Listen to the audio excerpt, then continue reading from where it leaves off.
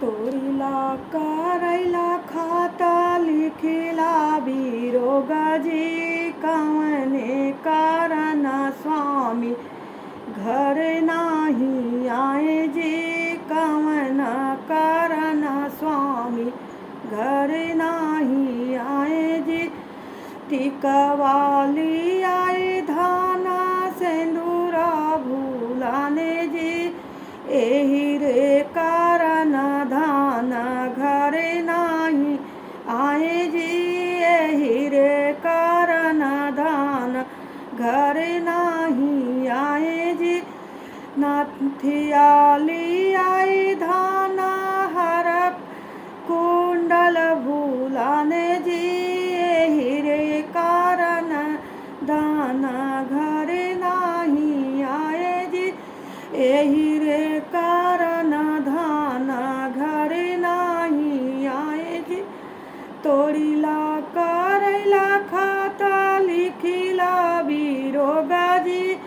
कवने कारण स्वामी घरे नाही आए जी कवन कारण स्वामी घरे नाही आए जी हरवाली आए धाना सिकड़ी भूलाने जी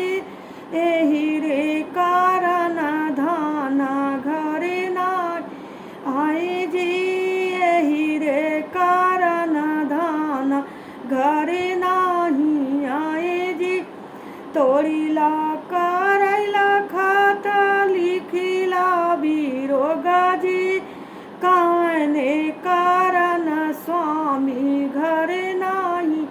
आए जी कवने कारण स्वामी घरे नाही आए जी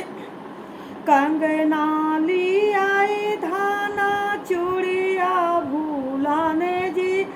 एही रे कारण धाना घरे नाही आए जी एही रे कारण धान घरे नाही आए जी तोड़िला करैला खाता लिखिला बिरोगजी कवने कारण स्वामी घरे नाही आए जी कवने कारण स्वामी घरे नाही आए जी पाए जनली आए धाना बिछुआ भूलाने जी एही रे कारण धाना घरे नाही आए जी